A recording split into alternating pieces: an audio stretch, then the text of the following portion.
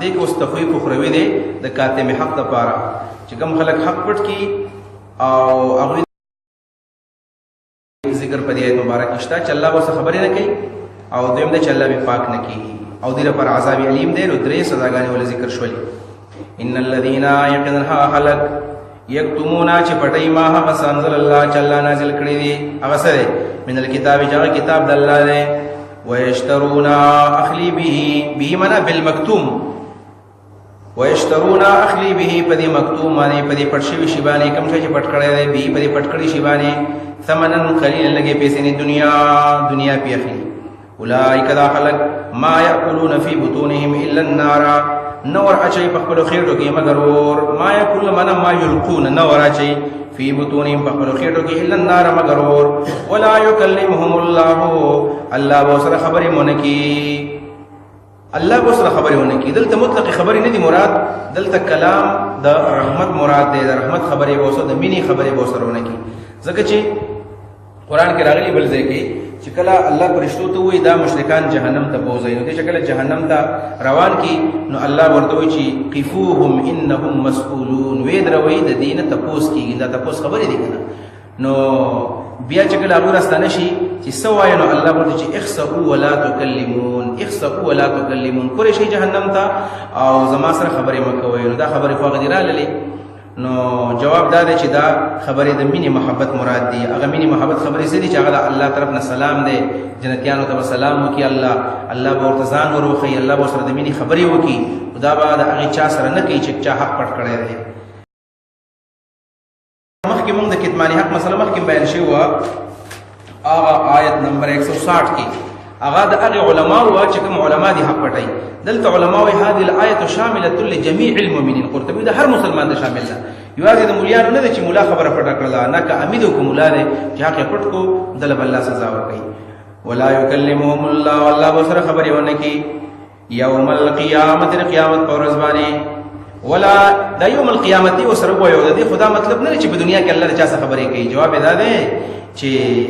په دنیا کې خو الله د چا سره خبرې نه کوي خبرې اصل کې د آخرت دی په آخرت کې به هم دې سره خبرې نه کوي ولا يزكيهم پاک به نه کی ولا يزكيهم پاک به نه کی ولا يزكيهم دلته یو معنا خدا را چې پاک به نه کی د سنا د اعمال خبيثونه به پاک نه کی دا کوم خبيث اعمال چې کړی دي پلید نو الله په بازي نیک اعمال باندې دغه ګناونه ختمي لکه قران کې راغلي چې ان الحسنات يذهبن السيئات نیک اعمال په باندې خود به خود ګناونه ختميږي دویم دا چې نبی صلی الله علیه وسلم ابو ذر غفاری ته ویلو یا ابادر اتبع السيئه الحسنه تمحها په بد کار پس نیک کار کوانو دا نیک کار به د ګناه ختم کړي ځان سره نو باز ګناونه ختمي خدا قسم ګناه چې دا لا يزكيهم الله به دې اعمالونه پاک نه کی دا ګناونه به د شان الله وساتي ځکه چې دې حق پټ کړی دی نو حق کار کول پر کار دی قیامت کې د حق کار کول کو زین نشتا یو دا معنا دویم نمبر دل بل معنا کړی د خطرناک معنا دا چې ولا يزكيهم دا معنا دا ولا يسميهم ازكياء ولا يسميهم ازكياء الله به د پاک نوم دی لور نه کی نو په دنیا کې به همداسې په غلط نوم باندې مشهور کی کله کله سړی ډېر غټ عالم وي په ډېر روان نوم باندې مشهور شي او خلک ورته غلط نومونه وایي دا ځکه چې دا حق پټ کړی دی نو کوم سړی چې حق پټ کړي نو الله به دا په دنیا کې شرموي علی رؤوس الخلایق او آخرت کې به الله تعالی شرموي دی معنا ده ولا يزكيهم نبي پاک کی او دریم نمبر معنا دا چې ولا يزكيهم معنا ولا يطهرهم من العذاب عذاب نه بچنه کې پاک پنه کې هغه امام قرطبي رحم الله د درې کسان ذکر کړی نبی علیہ السلام وایي چې صلات الله یوم القیامه درې کسان د سری قیامت کې بدی صلی الله خبر نه کوي کم دی یو بدی کې کاتم حق راغی کنه درې کسان نور دی یو دا شیخ زانن یو سړی شادي شوده دی او سپینګری دی بیا هم زناکار دی الله وی د سب چتم الله خبرې ونه کی ځکه چې سپین وخته په سر کې رالل بغیر کړل بیا هم دا بد عملیانې کوي الله به نه کوي خبرې وسره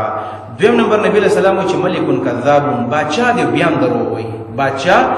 ولې دروغ وي د پلاس کې اختیار دی چې بیا هم دا دروغ وي نو د سب الله خبرې نه کوي او دریم نمبر څوک دی عائل المتکبر غریب دی بیا هم تکبر کوي مالدار سم تکبر نه دی پکا او د غریب څخه ډېر بدی ښکاری دا په سبا تکبر کوي نو عائل متکبر دی سب الله خبرې بیان کوي ولهم عذاب الیم دی لپاره عذاب اولئک اولئک الذین دا خلق دے اشتروا الضلالا چاغست د گمراهی بالهدى په هدایت باندې مخکې خبر د کتمان د نسمانا وکا دا خلق دے چاغست دے ازوالات کتمان حق بالهدى په بیان د قران باندې حق پټ کو قران بیان نکو والعذاب بالمغفرة او غستا العذاب عذاب المغفرة ببخنه باندې عذاب واغستو بالمغفرة ببخنه باندې دنیا واغسل دین پرې خودو بالمغفرة فما اصبرهم على النار الله فما اصبرهم چا ډاډ کړی دی یو معنی دا فما اجرهم اصبرهم على اجرهم چا ډاډ کړی دی على النار په اور باندې ته پته را چې الله په قیامت کې خبر نه کوي بیا هم ذکر کوي نو صبر په معنا د جرأت باندې نو فما اصبرهم چا ډاډ کړی دی على النار په اور باندې یو دویم فما اصبرهم على النار سناشنا صبر د دوی دی په اور باندې ناشنا صبر دی دی په اور باندې ور په دی اور دور صبر کړي ناشنا صبر دی یا فما اصبرهم على النار معنا دا الله مونږ ته د دې صبر نه تعجب پکاره سناشنا صبر د دوی دی په اور باندې ذالک العذاب الله ذکر کې بان الله چې بشک الله تعالی ذالک معنا دا چې دا عذاب ذکر یا دا امام استوی رحمه الله قرآن کې کلم ذالک راتلو دا جمله یاد کا امام استوی د قرآن لوی خاتم تیر شوی دی نحوی عالم دی د نحوی امام دی ذالک چې کله راغی معنا دا الامر ذالک خبر د قضا ذالک خبر دا او بل نه دا علماء دا معنا کې ذالک خبر دا الامر ذالک بأن الله چې بشک الله تعالی نزل الكتاب بالحق الله قرآن علیه د حق سره وان الذين يقينا خلق اختلفوا في الكتاب جمع اختلاف کړي په کتاب کې لفي شقاق بعيد د کتاب نه یا تورات ورته یا قرآن ذکر د يهودو د مسلمانانو بعض توش لفي شقاق بعيد په شقاق کې په مخالفت کې د مسلمانانو سره یا د پیغمبر سره بعيد لري بعيد عن الحق چې حق نه ډیر لري دی ځکه بعض اختلاف بسوي چې اختلاف واپس بیرته حق ته نږدې وي لکه صحابه کرامو بعض اختلافونه ثابت دي امامانو ثابت دي هغه بیرته حق ته نږدې دي او داسې اختلافونه چې هغه حق نه لري لکه دا قسم اختلافات چې قرآن کې ته چې دا څنګه اختلاف ته حق ته نږدې دي دا ډېر موږ وضاحتونه وکړل ایو مثال مې ویلو چې ابو داود شریف کې حدیث ته چې نبی صلی الله علیه وسلم صحابه کرام تلیو هغه د منځ وخت راغی چې منځ وخت په کله راغی نو تیمم ورته یادو چې نبی رسول الله تیمم تعلیم ورکړی دی نو تیمم وکړو مونږ یې وکړو بیا چې لک ټیم کله وشو نو ټیم شتا